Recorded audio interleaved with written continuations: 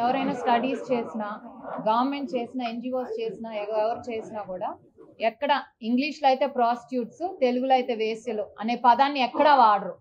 Sex workers అనే వాడతారు. అలాంటిది ఒక పబ్లిక్ ఛానల్‌లో ఇంతమంది మహిళలు, పిల్లలు చూసే ఛానల్‌లో ఆ మాట వాడారంటే అది ఎంత అవమానకరం. లెక్కలేనితనం. బేసికలీ లెక్కలేనితనం. మమ్మల్ని ఎవరు ఏం చేయలేరనే లెక్కలేనితనం. ఆడవాళ్ళు ఏం పాపం చేశారండి? అమరావతి ప్రాంత ఆడవాళ్ళు ప్రభుత్వం అడిగితే భూమి ఇచ్చారు రాజధాని కోసం. త్యాగం చేశారు. అది త్యాగం అనే అంటాం మేమందరం. త్యాగం చేశారు. త్యాగం చేసినందుకు గత 5 ఏళ్లలో రోడ్లు ఎక్కారు, పోలీస్ స్టేషన్ చుట్టూ తిరిగారు, అలాగే మహిళా కమిషన్ చుట్టూ కూడా తిరిగారు. కానీ ఎక్కడా న్యాయం జరగలేదు.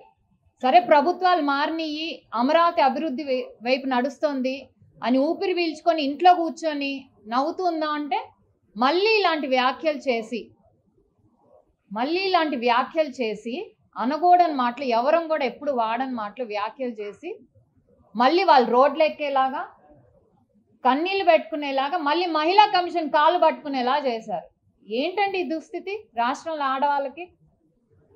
ప్రతి ఒక్కరికి ఈజీ అయిపోయింది ఆడవాళ్ళని ఏదైనా అనేయటం. సోషల్ మీడియాలో ఫ్రీడమ్ ఆఫ్ స్పీచ్ అనే పేరుతో సోషల్ మీడియాలో మాట్లాడినా కూడా కొన్ని సెక్షన్స్ ఉన్నాయి. ఇష్టం వచ్చినట్టు మాట్లాడితే మాకు శిక్ష పడదని మాత్రం అనుకోకండి. ఖచ్చితంగా శిక్ష పడాలి.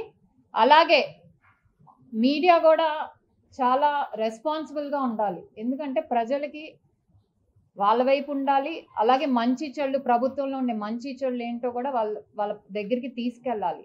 అలా కాకుండా రాజకీయ నాయకుల ముసుగులో వాళ్ళ నీడలో నడిపే ఛానల్స్ మాత్రం సమాజానికి చాలా ప్రమాదకరం. ఎందుకంటే రైతుల్ని పెయిడ్ ఆర్టిస్ట్ అని కొన్ని మీడియా ఛానల్స్ మళ్ళీ రైతులే నా మీదకి వచ్చారు తంటానికి అని చెప్పి ఒక జర్నలిస్ట్ అప్పుడు రైతుల మీద కేసు పెట్టారు. అంటం ఎందుకు, రెచ్చగొట్టం ఎందుకు, మళ్ళీ వాళ్ళ మీద కేసు పెట్టేందుకండి? అమరావతి మహిళ రైతులు ఏమైనా సాక్షి ఛానల్ ఏమైనా అన్నారా? లేకపోతే మీ వాళ్ళని ఏమైనా అన్నారా? మీరు వాళ్ళని రెచ్చగొట్టి వాళ్ళ పని వాళ్ళు చేసుకుంటుంటే ఇంత మాటలని మళ్ళీ మా జగన్ అంటున్నారు, మా భారతిని అంటున్నారు. అదంతా తప్పు. ఇనిషియేట్ చేసింది మీరు. ఆబ్వియస్గా వాళ్ళ సెంటిమెంట్స్ హర్ట్ అయ్యి వాళ్ళ పిల్లలు అడుగుతున్నారండి, ఎందుకమ్మా మీరు మళ్ళీ రోడ్డు ఎక్కుతున్నారు, అంతా అయిపోయింది కదా, అమరావతి ఇష్యూ సెట్ అయింది కదా, ఎందుకని రోడ్డు ఎక్కుతున్నారంటే ఏమని చెప్తారు వాళ్ళు? మమ్మల్ని ఇలా అన్నారంటే కొంతమంది పిల్లలకి ఆ పదానికి అర్థం కూడా తెలుసా అండి? నిన్నొచ్చి చెప్తున్నారు, మేము ఎలా తిరగాలి రోడ్ల మీద, మాకు అన్నం ముద్ద దిగట్లేదు, బయటికి రాలేకపోతున్నాము. ఇవే ఎవరు బాధ్యత తీసుకుంటారు వీటన్నిటికీ? ఒక ఛానల్లో ఒక ఎనలిస్టు, ఒక జర్నలిస్ట్ కూర్చున్నారంటే సొంత అభిప్రాయం, అతను ఇది ఫస్ట్ టైం కాదు, అంతకుముందు కూడా మాట్లాడారు.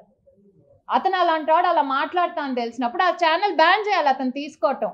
అంతేగాని ప్రజల్లో ఇంత ఆవేశం వచ్చింది, అందరూ కంప్లైంట్ చేస్తున్నారు, పోలీస్ స్టేషన్కి వెళ్ళి భయంతో అతని పర్సనల్ విషయాలు, అతని ఆలోచనలు మాకు సంబంధం లేదని సరిపోదు. ఆ రోజు కూడా గత 5 ఏళ్లలో కూడా కొన్ని మీడియా ఛానల్స్ ఏదైనా కింద జర్నలిస్ట్ అన్న మాటలకి మేనేజ్మెంట్ వరకు కేసులు వెళ్ళి పెట్టారు కదా. మరి ఇప్పుడు మేనేజ్మెంట్ ఎలా తప్పించుకుంటుంది? కనీసం మేనేజ్మెంట్ రెస్పాన్సిబుల్గా కూడా బయటకు వచ్చి క్షమాపణ చెప్పలేదు. ఇప్పటికి కూడా ఆ యాంకర్ కూడా క్షమాపణ చెప్పలేదు. అడిగితే చెప్తాలి అన్నట్టు మాట్లాడాడు. ఐ థింక్ మీరు అందరు కూడా చూసే ఉంటారు ఆ వీడియో. ఎక్కడైనా క్షమాపణ కనపడిందా? ఇంకా మేము చేసింది కరెక్టే, దీన్ని మిగతా ఛానల్స్ తప్పుగా ప్రచారం చేస్తున్నారని చెప్తున్నారు. సో బేసిక్లీ ఇదేంటంటే పోలీస్ యాక్షన్ జరుగుతుందండి. ఇది కంప్లీట్ అయ్యే వరకు చూడటం యాజ్ మహిళా కమిషన్గా మా బాధ్యత మేము తీసుకుంటాం. తర్వాత ఇది మళ్ళీ జరగకుండా ఏ ఛానల్లో రిపీట్ అవ్వకుండా చూడటం మనందరి మీద బాధ్యత ఉంది. ముఖ్యంగా ప్రెస్ కౌన్సిల్ ఆఫ్ ఇండియాకు కూడా మేము లెటర్ రాస్తాం. ఎందుకంటే ఇలాంటి ఛానల్స్ లైసెన్స్ కనుక క్యాన్సిల్ చేయకపోతే ఇంకో ఛానల్స్ ఇదే మాట అంటాయి, రేపు మమ్మల్ని ఎవరు చేయలేరు అనే ధీమా వస్తుంది. అలాగే ministry of information and broadcasting వీళ్ళందరికి కూడా లెటర్ రాసి మా సైడ్ నుంచి మేము డెఫినెట్ ఇది చేయాలి. ఎందుకంటే ఇది కేవలం ఒక స్టేట్కి సంబంధించిన ఇష్యూ కాదు, ఇలాంటి ఇంకో స్టేట్లో జరగచ్చు. ఈజీగా మహిళల్ని టార్గెట్ చేస్తున్నారు ప్రతి విషయంలో.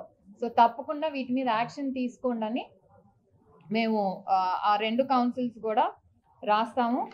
అలాగే మేము చెప్తున్నాం, రాజకీయ పార్టీకి సంబంధించిన ఛానల్స్ ఏవైతే ఉన్నాయో మిమ్మల్ని నడిపే మేనేజ్మెంట్కి కానీ వాళ్ళు సపోర్ట్ చేసే పార్టీస్కి కానీ ఏమన్నా విభేదాలు ఉంటే రాజకీయంగా విమర్శించుకోండి, అంతేగాని మధ్యలో మహిళలు తీసుకొచ్చి నోరు ఉంది కదా అని, లేకపోతే ఫ్రీడమ్ ఆఫ్ స్పీచ్ అదొక ఈజీ పదం అయిపోయింది ఈ మధ్య అందరికీ. ఫ్రీడమ్ ఆఫ్ స్పీచ్ అని చెప్పేసి ఇష్టం వచ్చినట్టు ఎలక్ట్రానిక్ మీడియాలోనే కానీ సోషల్ మీడియాలో ఆడవాళ్ళ మీద అవహేళనగా మాట్లాడటం అనేది సర్వసాధారణం అయిపోయింది.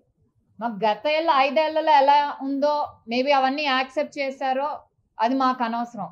కానీ ఇప్పుడు పరిస్థితులు మారాయి, థింగ్స్ మారాయి. డెఫినెట్లీ ఇలాంటివి వస్తే మాత్రం యాక్షన్ అనేది తీసుకుంటాము. శిక్ష పడే వరకు కూడా దాన్ని ఫాలో అప్ చేస్తాం. ఏదైతే మహిళా కమిషన్ పవర్స్లో ఎంతవరకు మాకు పవర్స్ ఉన్నాయో ఆ పవర్స్ అన్నీ యూజ్ చేసుకొని ఎక్కడ తప్పించుకోవటానికి ఛాన్స్ లేకుండా డెఫినెట్లీ యాక్షన్ అనేది తీసుకుంటాం.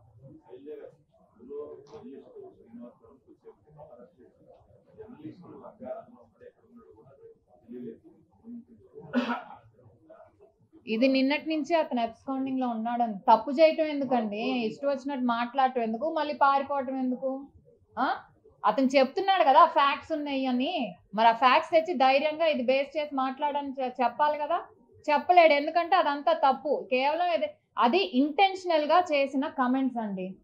ఏదో డిస్కషన్ లో వచ్చో ఫ్యాక్ట్స్ బేస్ చేసుకునో మాట్లాడింది కాదు.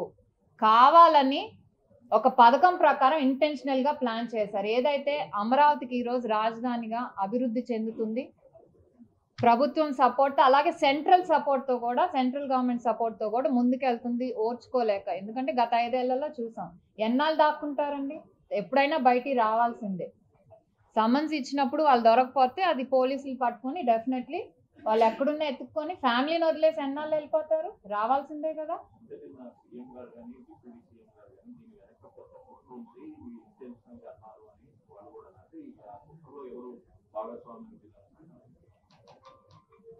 అది ఓపెన్ సీక్రెట్ అండి, అందరికీ తెలిసిందే. ఏ ఛానల్లో వచ్చిందండి, ఏ ఛానల్లో వచ్చింది? దాని వెనక ఎవరున్నారు? ఒక మాజీ ముఖ్యమంత్రి ఉన్నారు, దానికి వాళ్ళకి సంబంధించిన వాళ్ళ భార్య ఉంది, ఇవన్నీ కూడా వీళ్ళందరూ ఉన్నారు కదా.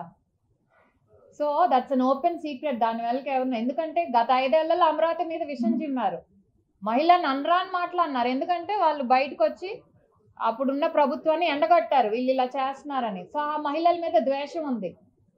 వాళ్ళు ఓడిపోవటానికి కారణం కూడా ముఖ్యంగా చాలా వరకు అమరావతి మహిళలు చేసిన ఉద్యమే ఒక కారణం.